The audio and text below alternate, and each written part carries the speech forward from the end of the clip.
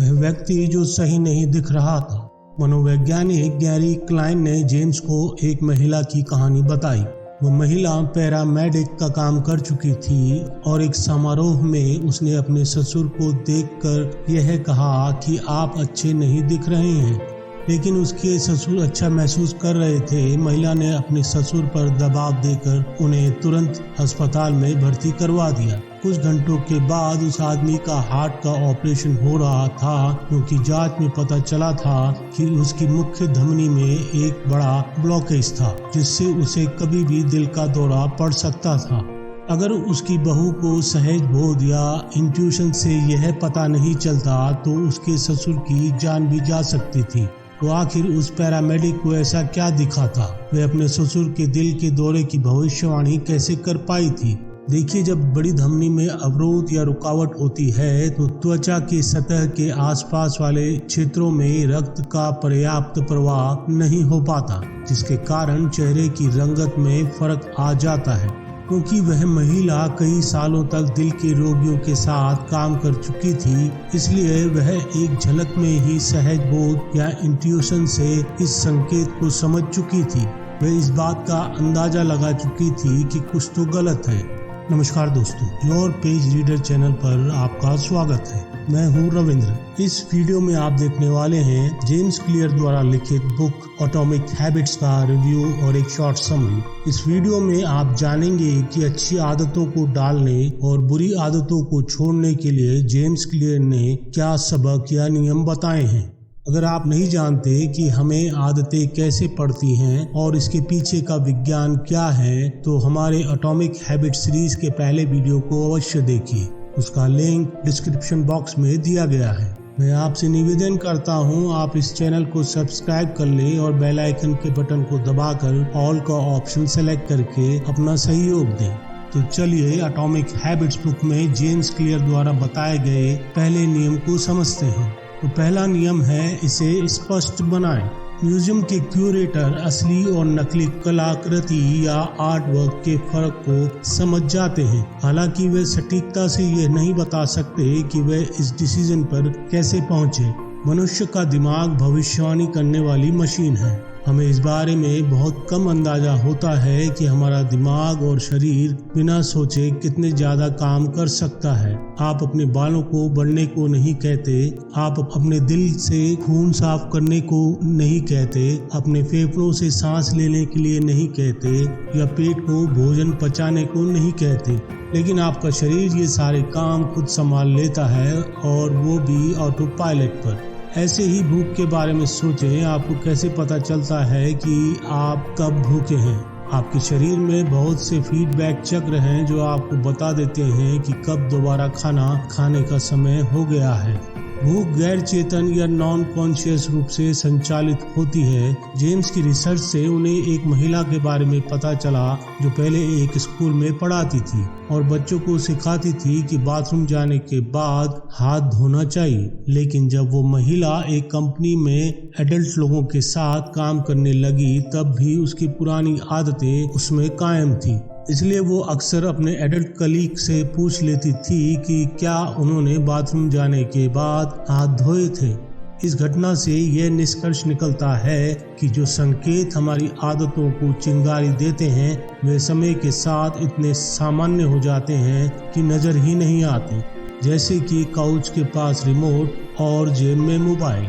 कई आदतों को सफलतापूर्वक डालने से पहले हमें अपनी वर्तमान आदतों को समझना होगा। यह थोड़ा मुश्किल हो सकता है, क्योंकि जब कोई आदत आपके जीवन में गहरी जड़ें जमा लेती है तो ज्यादातर मामलों में गैर चेतन या नॉन कॉन्शियस या ऑटोमेटिक बन जाती है। अगर कोई आदत आपको दिखाई ही नहीं देती तो आप उसे सुधारने की उम्मीद कैसे कर सकते हैं? आदतों का स्कोर कार्ड। जापानी रेलवे सिस्टम को दुनिया का सर्वश्रेष्ठ सिस्टम में से एक माना जाता है। अगर आप इस जापानी ट्रेन में सफर करेंगे तो पाएंगे कि ट्रेन के उन कंडक्टर्स में एक विचित्र आदत होती है। जब ऑपरेटर ट्रेन चलाता है तो विभिन्न पहलुओं की ओर इशारा करता है और चिल्लाकर बोलता है। जब ट्रेन सिग्नल के पास आती है तो ऑपरेटर इशारा करता है और चिल्लाता है, सिग्नल हरा है। ट्रेन जब हर स्टेशन के अंदर और बाहर जाती है तो ऑपरेटर स्पीडोमीटर की ओर इशारा करता है और चिल्लाकर बताता है कि ट्रेन की गति कितनी है। जब ट्रेन के प्रस्थान या डिपार्चर का समय होता है तो ऑपरेटर टाइम टेबल की ओर इशारा करता है और चिल्लाकर समय बताता है। बाहर प्लेटफॉर्म पर दूसरे कर्मचारी भी ऐसा ही काम करते हैं। हर ट्रेन के चलने से पहले स्टाफ कर्मचारी प्लेटफॉर्म के कोने की तरफ इशारा करके घोषणा करते हैं कि रास्ता साफ है। इस सिस्टम को इशारा करना और पुकारना कहा जाता है। इस सिक्योरिटी सिस्टम को गलतियां कम करने के लिए बनाया गया है। देखने में यह अजीब सा लगता है, लेकिन यह बहुत असरदार साबित हुआ है। इस सिस्टम के कारण गलतियां 85% कम हुई हैं और दुर्घटनाएं 30% कम हुई हैं। पॉइंटिंग एंड कॉलिंग, इशारा करना या पुकारना इतना इफेक्टिव इसलिए है क्योंकि यह अचेतन या अनकॉन्शियस आदत को चेतन या कॉन्शियस में ले जाता है। चूंकि ट्रेन ऑपरेटर को अपनी आंखें, हाथों, मुंह और कानों का इस्तेमाल करना पड़ता है, इसलिए वो गलतियां करने से पहले ही प्रॉब्लम को देख लेता है। कोई बिहेवियर जितना ज्यादा ऑटोमेटिक बन जाता है, हम उसके बारे में उतना ही कम सोचते हैं। हम जो हमेशा से करते आ रहे हैं उसे करने के हम इतने ज्यादा आदी होते हैं कि हम रुक कर ये सवाल ही नहीं करते कि क्या यह करना सही होगा। स्वयं जागरूकता या सेल्फ अवेयरनेस का अभाव ही हमारी कई असफलताओं का मुख्य कारण होता है। हम आदतों के प्रति जागरूक नहीं हैं, इसलिए बुरी आदतों के रिजल्ट अनजाने में हमारे सामने आ जाते हैं। इसलिए हमें अपने जीवन में भी पॉइंटिंग एंड कॉलिंग सिस्टम बनाना चाहिए। जेम्स का विचार आदतों का स्कोर कार्ड यहीं से जन्म लेता है। आप खुद का स्कोर कार्ड बनाने के लिए अपनी रोजाना की आदतों की एक लिस्ट बना लें। लिस्ट में आप पूरे दिन के रोजमर्रा के कार्यों के बारे में लिख लें, जैसे कि जागना, अलार्म बंद करना, ब्रश करना, दांतों को साफ करना, फोन देखना, बाथरूम जाना, शावर लेना, डिओड्रेंट लगाना, टॉवेल सूखने डालना, कपड़े पहनना, चाय बनाना, ब्रेकफास्ट करना, ईमेल चेक करना, मैसेज चेक करना और मैसेज का जवाब देना आदि। पूरी लिस्ट बना लेने के बाद हर बिहेवियर को चेक करें और अपने आप से पूछें, क्या यह एक अच्छी आदत है, बुरी आदत है या तटस्थ या न्यूट्रल आदत है। अगर आपकी लिस्ट में आदत अच्छी है तो उसके आगे प्लस का निशान लिखें। अगर आदत बुरी है तो उसके आगे माइनस का निशान लिखें। और अगर आदत तटस्थ या न्यूट्रल है तो उसके आगे =टू का निशान लिखें। मिसाल के तौर पर पहले बताई गई लिस्ट इस प्रकार होगी। आप किसी खास आदत को अच्छा या बुरा मानते हैं, ये आपकी स्थिति लक्ष्य पर निर्भर करती है। जो व्यक्ति अपना वजन घटाने की कोशिश कर रहा है और अगर वो हर सुबह ज्यादा फैट वाला भोजन लेता है तो यह बुरी आदत है। दूसरी ओर जो व्यक्ति अपना वजन या मांसपेशियां बढ़ाने की कोशिश कर रहा है, उसके लिए यही भोजन एक अच्छी आदत है। सब कुछ इस बात पर निर्भर करता है कि आप किस दिशा में काम कर रहे हैं। कोई भी आदत अपने आप में अच्छी और बुरी नहीं होती। आदत को तो प्रभावी या इफेक्टिव होना चाहिए, यानी कि इसे आपकी समस्या सुलझाने में असरदार होना चाहिए। लंबे समय में अच्छी आदतों के सकारात्मक परिणाम होते हैं और बुरी आदतों के नकारात्मक परिणाम होते हैं। अगर आपको किसी आदत को अब भी स्कोर देने में परेशानी हो रही है तो आप अपने आप से सवाल करिए कि क्या ये बिहेवियर वैसा व्यक्ति बनने में मेरी हेल्प करता है जैसा कि मैं बनना चाहता हूँ। जो आदतें मनचाही पहचान के पक्ष में होती हैं और उसे मजबूत बनाती हैं तो वे आदत अच्छी हैं, और जो आदतें आपकी मनचाही पहचान या आइडेंटिटी के साथ संघर्ष या विरोध में होती हैं, वे आदतें आमतौर पर बुरी होती हैं। जब आप अपनी आदतों का स्कोर कार्ड बनाएं तो शुरुआत में कोई भी आदत बदलने की जरूरत नहीं है। बिना किसी आलोचना के अपने विचारों और कामों का अवलोकन या ओवरव्यू करें। अपनी कमियों के लिए ना तो खुद को दोष दें, ना ही अपनी सफलताओं के लिए खुद को शाबाशी दें। आप अपनी बुरी आदतों को बदलने के लिए पॉइंटिंग एंड कॉलिंग का इस्तेमाल कर सकते हैं। जैसे कि आप अगर जंक फूड खाने की आदत को कम करना चाहते हैं, जब भी अपने आप को एक और कुकी उठाते हुए देखें तो जोर से बोलें, मैं यह कुकी खाने वाला हूँ, लेकिन मुझे इसकी ज़रूरत नहीं है। इसे खाने से मेरा वजन बढ़ जाएगा और मेरी सेहत को नुकसान होगा। जब आप अपनी बुरी आदतों के बारे में जोर से बोलते हैं तो परिणाम ज़्यादा वास्तविक लगते हैं। इससे आप बुरी आदतों के प्रति लापरवाह नहीं होते और कॉन्शियस या सचेत होकर सही काम करते हैं। आप किसी काम की आवश्यकता को एक्सेप्ट कर रहे हैं और इसी से सारा फर्क पड़ता है। बिहेवियर में बदलाव की प्रक्रिया हमेशा जागरूकता से शुरू होती है। पॉइंटिंग एंड कॉलिंग और आदतों का स्कोर कार्ड जैसे स्ट्रेटजी का लक्ष्य यही होता है कि आप अपनी आदतों को पहचानें, उन्हें प्रेरित या इंस्पायर करने वाले संकेतों को स्वीकार करें ताकि आप पुरस्कारदायक प्रतिक्रिया कर सकें। नई आदतें शुरू करने का सर्वश्रेष्ठ तरीका। ग्रेट ब्रिटेन में 2001 में रिसर्चर्स ने 248 लोगों पर एक एक्सपेरिमेंट किया। वे लोग 2 वीक की ड्यूरेशन में वर्कआउट या एक्सरसाइज की बेहतर आदतें डालने के संदर्भ में यह एक्सपेरिमेंट कर रहे थे। इसके लिए उन्होंने इस एक्सपेरिमेंट में भाग लेने वाले लोगों को 3 ग्रुप्स में बांट दिया। पहला ग्रुप कंट्रोल ग्रुप था। इस ग्रुप से सिर्फ यह दर्ज करने को कहा गया कि वे कितनी बार वर्कआउट करते हैं। दूसरा ग्रुप उत्प्रेरण या ट्रिगरिंग ग्रुप था। इस ग्रुप को कहा गया कि वे अपने वर्कआउट की सुपरविजन करने के साथ वर्कआउट के लाभों पर आर्टिकल या बुक भी पढ़ें। साथ ही इस ग्रुप को यह जानकारी भी दी गई थी कि वर्कआउट से कोरोनरी हार्ट डिजीज का जोखिम कम होता है और हार्ट हेल्दी होता है। आखिर में तीसरे ग्रुप की बारी आई। इस ग्रुप के लोगों को पहले से ग्रुप जैसे ही निर्देश दिए गए और साथ ही उन्हें एक योजना बनाने को कहा गया कि वे अगले वीक कब और कहां वर्कआउट करेंगे। तीसरे ग्रुप के हर मेंबर से इस सेंटेंस के खाली स्थान को भरवाया गया, अगले सप्ताह के दौरान मैं कम से कम 20 मिनट जमकर डेट, टाइम, प्लेस में वर्कआउट करूंगा। पहले और दूसरे ग्रुप के 35 से 38% लोगों ने सप्ताह में कम से कम एक बार वर्कआउट किया, लेकिन तीसरे ग्रुप के 91% लोगों ने सप्ताह में कम से कम एक बार वर्कआउट किया। यानी कि फर्क सिर्फ उस सेंटेंस को भरना था जिसे रिसर्चर क्रियान्वयन इरादा या इम्प्लीमेंटेशन इंटेंट कहते हैं। क्रियान्वयन इरादा या इम्प्लीमेंटेशन इंटेंशन का मतलब है कि आप पहले से प्लान बना लेते हैं कि आप कब और कहां काम करेंगे। यानी कि आप यह निर्णय लेते हैं कि आप किसी खास आदत पर कैसे अमल करेंगे। सैकड़ों अध्ययनों से ये पता चलता है कि क्रियान्वयन इरादा या इम्प्लीमेंटेशन इंटेंट हमारे लक्ष्य को पूरा करने में असरदार भूमिका निभाता है।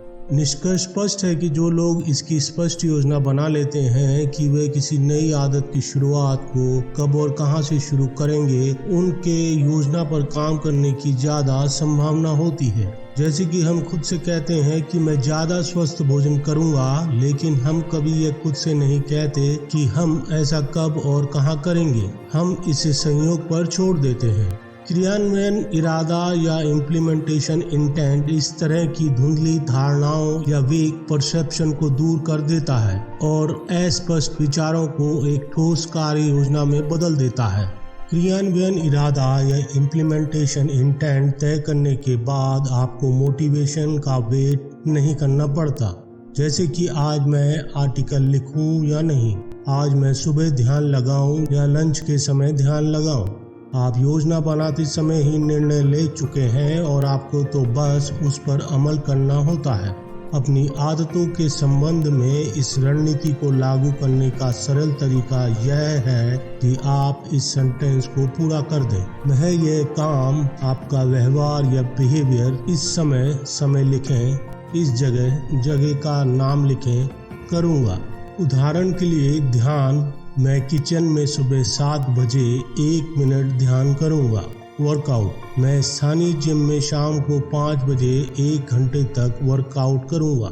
अगर आपको पक्का नहीं है कि आप किसी आदत को कब शुरू करेंगे, तो सप्ताह, महीने या वर्ष के पहले दिन को आजमाएं। आदतों का ढेर लगाना, अपनी आदतों के कायाकल्प की सरल योजना। दिदेरो प्रभाव या दिदेरो इफेक्ट। डेनिस दिदेरो एक फ्रेंच दार्शनिक थे। इन्होंने एक इंसाइक्लोपीडिया लिखा था। वास्तव में एक खरीदारी के दूसरी खरीदारी को प्रेरित या इंस्पायर्ड करने की प्रवृत्ति या ट्रेंड को अब दिदेरो इफेक्ट कहते हैं। आप इस इफेक्ट का प्रभाव हर जगह देख सकते हैं। जैसे कि आप एक ड्रेस खरीदती हैं और उसके बाद आपको उसकी मैचिंग के नए जूते और ईयर रिंग भी खरीदनी पड़ती है। आप एक काउच खरीदते हैं और इसके बाद आप पूरे लिविंग रूम का फर्नीचर बदलने की सोचते हैं। आप अपने बच्चों के लिए एक खिलौना खरीदते हैं और जल्दी ही आप खिलौने के साथ आने वाली सारी एक्सेसरीज खरीदने लगते हैं। ये शॉपिंग का चेन रिएक्शन है। यह लूप या चक्र कई ह्यूमन बिहेवियर में दिखाई देता है, जैसे कि आप बाथरूम जाने के बाद अपने हाथ धोते हैं और सुखाते हैं। इससे आपको याद आता है कि आपको गंदे टॉवल लॉन्ड्री में पहुंचाने हैं, इसलिए आप शॉपिंग लिस्ट में लॉन्ड्री डिटर्जेंट भी लिख लेते हैं। कोई भी व्यवहार या बिहेवियर शून्य में नहीं होता। हमारा हर काम एक संकेत बन जाता है जो अगले व्यवहार या बिहेवियर को प्रेरित या इंस्पायर्ड करता है। किसी नई आदत को बनाने का बहुत अच्छा तरीका है किसी वर्तमान आदत को पहचानना जिसे आप हर दिन करते हैं, फिर नई आदत को पुरानी आदत के साथ लिंक कर दें या जोड़ दें। इसे आदतों का ढेर लगाना कहते हैं। ये तरीका बीजे फॉक के टाइनी हैबिट्स प्रोग्राम का हिस्सा था और इसका इस्तेमाल करके आप हर आदत के लिए एक स्पष्ट संकेत बना सकते हैं। आदतों के ढेर का फॉर्मूला। नई आदत डालने के लिए यह आदतों के ढेर का फॉर्मूला बहुत इफेक्टिव और आसान है। आपको करना सिर्फ यह है कि आपको वर्तमान आदत के बाद नई आदत डालनी है। उदाहरण के लिए आप ध्यान लगाने की नई आदत डालना चाहते हैं, तो आप अपने से संकल्प लीजिए कि जब मैं सुबह कप में कॉफी डालूंगा तो 1 मिनट तक ध्यान लगाऊंगा। आप वर्कआउट की नई आदत डालना चाहते हैं, तब आप संकल्प ले सकते हैं जब मैं अपने कामकाजी जूते उतारूंगा तो मैं तुरंत वर्कआउट के कपड़े पहन लूंगा। कुंजी यह है कि आप अपने मनचाहे व्यवहार या बिहेवियर को किसी ऐसी चीज से बांध दें जिसे आप हर दिन पहले से ही करते आ रहे हैं। इससे आपको उस स्वाभाविक गति का लाभ मिल जाता है जो एक व्यवहार या बिहेवियर के दूसरे व्यवहार की ओर ले जाने से मिलती है, यानी कि दिदेरो इफेक्ट। तो मान लीजिए आप हर रात को ज्यादा पढ़ने की आदत डालना चाहते हैं। आपके पहले की आदतों का ढेर है जागना, अपना बिस्तर सेट करना, शावर लेना, और अब आप अपने आदतों के ढेर को बढ़ाकर एक योजना बनाते हैं। जागना, अपना बिस्तर सेट करना, अपने तकिए पर एक बुक रखना, शावर लेना। अब जब आप हर रात को बेड पर जाएंगे तो एक बुक वहां पर आपका इंतजार कर रही होगी। कुल मिलाकर आदतों का ढेर बनाने से आप कुछ आसान नियम बना लेते हैं जो आपको भावी व्यवहार को मार्गदर्शन देते हैं। आप किसी आदत को अपनी दैनिक दिनचर्या में कब और कहां रखते हैं, इससे बहुत फर्क पड़ सकता है। मान लीजिए कि आपने ध्यान करने को अपनी सुबह की दिनचर्या में जोड़ने की कोशिश कर रहे हैं, लेकिन सुबह के समय बच्चे कमरे में भाग दौड़ करते हैं, तो शायद ये समय और स्थान गलत है। इसके समाधान के लिए आपको विचार करना होगा कि कब आपके सफल होने की सबसे ज्यादा संभावना है। अगर आप हर दिन किसी आदत को करना चाहते हैं लेकिन आप इसे किसी ऐसी आदत के ऊपर ढेर में जमा लेते हैं जो केवल सोमवार को ही होती है, तो ये अच्छा चुनाव नहीं है। आदतों का ढेर तब अच्छी तरह से काम करता है जब संकेत बहुत ज्यादा निश्चित और स्पष्ट हों और जिन पर तुरंत काम किया जा सकता है। जैसे कि जेम्स ने जब पुशअप की आदत डालने के लिए अपना आदतों का ढेर बनाया था तो वह इस प्रकार था, जब मैं लंच के लिए ब्रेक लूंगा तो मैं 10 पुशअप करूंगा। लेकिन जेम्स क्लियर को पता चला कि संकेत अस्पष्ट हैं, यानी कि क्या मैं लंच के बाद पुशअप करूंगा या लंच से पहले, और पुशअप कहाँ करूंगा। तो जेम्स ने एक नया आदतों का ढेर बनाया। जब मैं लंच के लिए अपना लैपटॉप बंद करूंगा तो मैं अपनी डेस्क के पास 10 पुशअप्स करूंगा। यहाँ पर अस्पष्टता गायब हो जाती है। व्यवहार बदलाव का पहला नियम है कि आप इसे स्पष्ट या क्लियर बनाएं। प्रेरणा या इंस्पिरेशन को जरूरत से ज्यादा महत्व देना, जबकि आसपास का परिवेश या एनवायरनमेंट ज्यादा महत्वपूर्ण है। परिवेश या एनवायरनमेंट ही वे अदृश्य या इनविजिबल हाथ है जो मानव व्यवहार को तय करता है। लोग अक्सर प्रोडक्ट को उनके गुण और दोष के आधार पर नहीं चुनते। उनके चुनाव का आधार प्राय यह होता है कि वे कहाँ रखे हैं।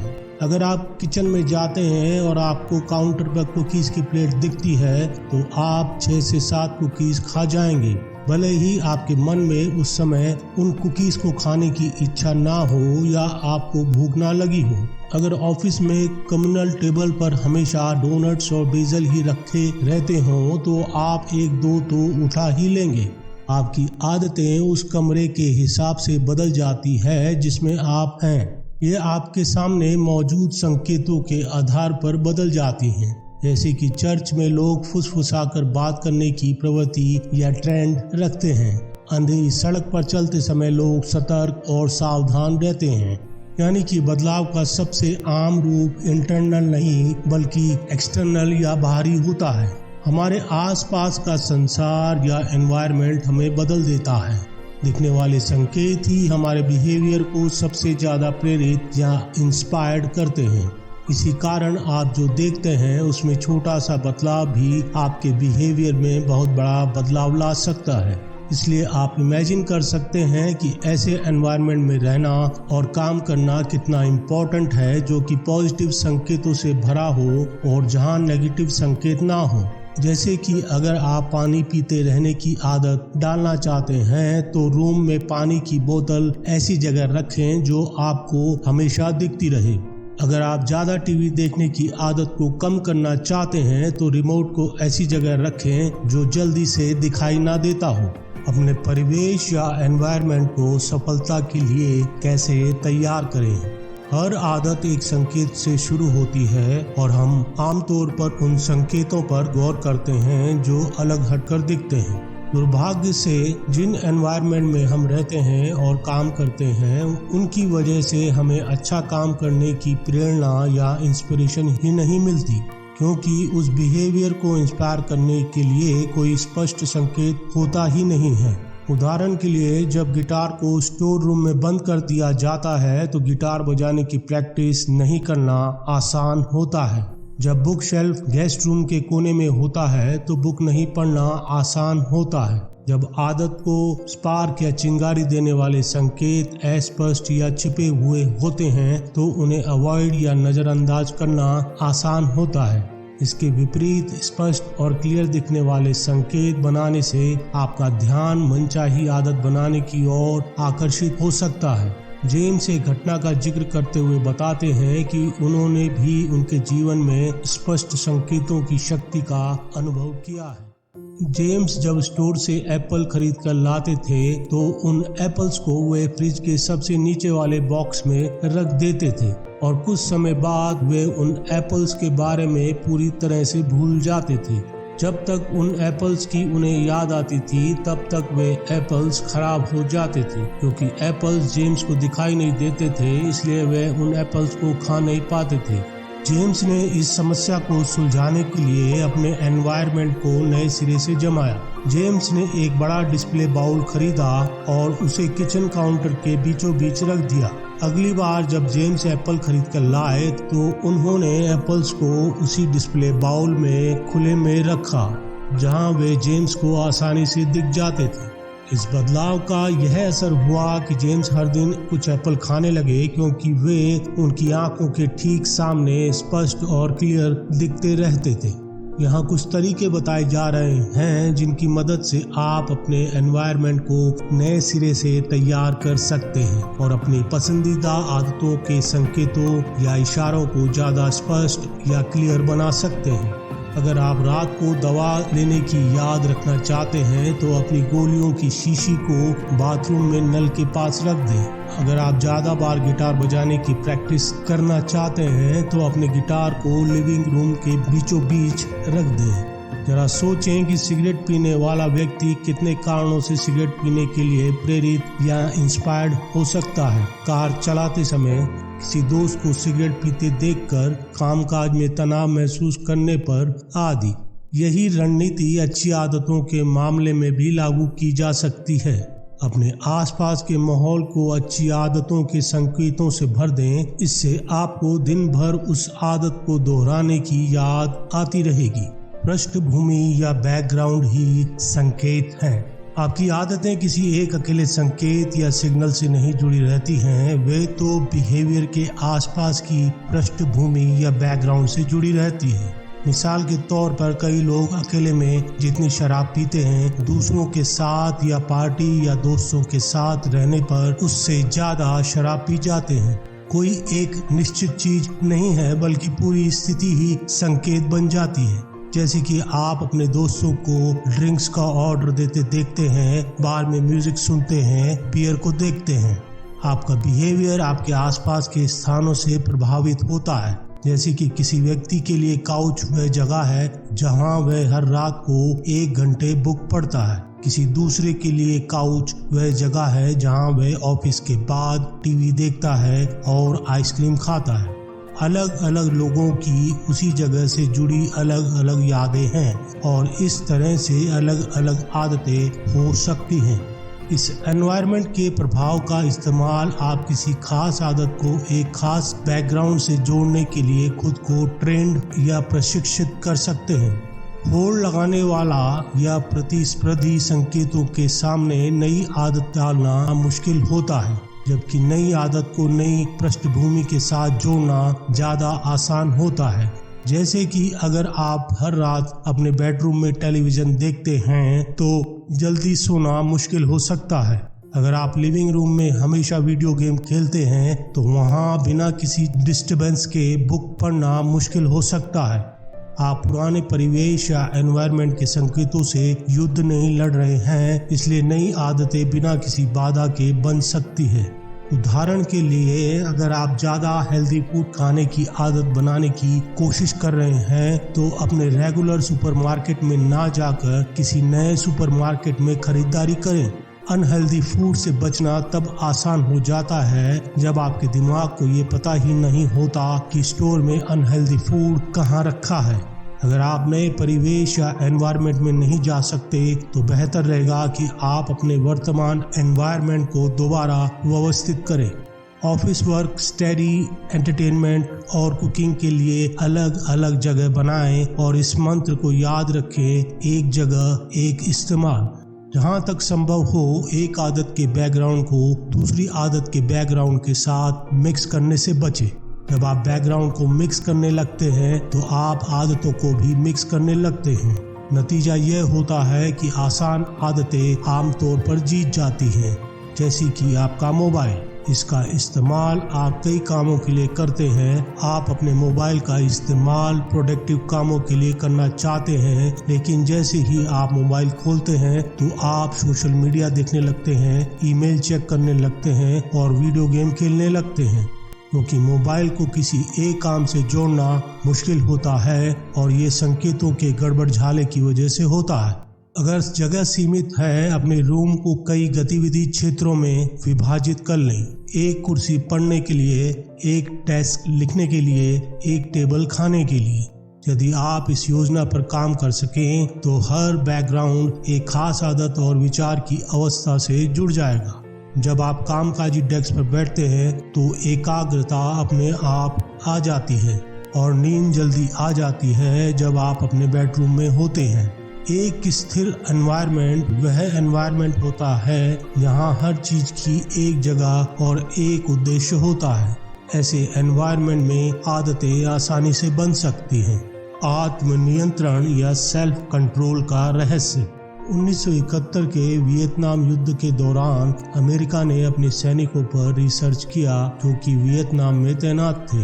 रिसर्च में ये पाया गया कि उसके 30% सैनिकों ने हेरोइन ड्रग को आजमाया था और 20% सैनिकों को इसकी लत लग चुकी थी। ली रॉबिन्स प्रभावी रिसर्चर में से एक थे। उन्होंने पाया कि वियतनाम से घर लौटने वाले सैनिकों में से सिर्फ 5% सैनिक 1 साल के भीतर दोबारा इस बुरी आदत के शिकार होते थे और 3 साल के भीतर सिर्फ 12% सैनिक दोबारा इस लत के शिकार होते थे। इस रिसर्च के सभी विरोध में थे, क्योंकि तब हेरोइन ड्रग्स लेने की आदत को ऐसी आदत माना जाता था जो स्थायी थी और छूट नहीं सकती थी। लेकिन रॉबिन्स की रिसर्च से ये उजागर हुआ कि परिवेश या एनवायरनमेंट में क्रांतिकारी बदलाव के कारण बुरी आदतों को तुरंत खत्म किया जा सकता है। वियतनाम में सैनिक दिन भर ऐसे संकेतों से घिरे रहते थे जो हेरोइन के इस्तेमाल को सक्रिय या एक्टिवेट करते थे, लेकिन जब सैनिक अमेरिका लौट आता था तो उसका आसपास का माहौल बदल जाता था और इस नए माहौल में यह सब संकेत नहीं होते थे। पृष्ठभूमि या बैकग्राउंड बदल जाता है तो आदतें भी बदल जाती हैं। इस स्थिति की तुलना उस आम इंसान से करें जिसे नशे की लत होती है। इस बुरी आदत से छुटकारा पाने के लिए वे क्लिनिक जाता है। क्लिनिक के परिवेश या एनवायरनमेंट में वे सारे नशे के लिए इंस्पायर करने वाले संकेत नहीं हैं, जिसकी वजह से उसकी आदत छूट जाती है। लेकिन लत से छुटकारा पा लेने के बाद वे दोबारा अपने पुराने इलाके में लौटता है। वहाँ वे सारे पिछले संकेत हैं जिसकी वजह से उसे ये बुरी आदत पड़ी थी। आमतौर पर हेरोइन के नशे के आदी लोग जब पुनर्वास से घर लौटते हैं तो इसके बाद उनमें से 90% लोगों को दोबारा हेरोइन की लत पड़ जाती है। अगर आप मोटे हैं, सिगरेट पीते हैं या आपको नशे की लत है तो आपको जीवन भर बताया जाता है कि आप में आत्म नियंत्रण या सेल्फ कंट्रोल की कमी है।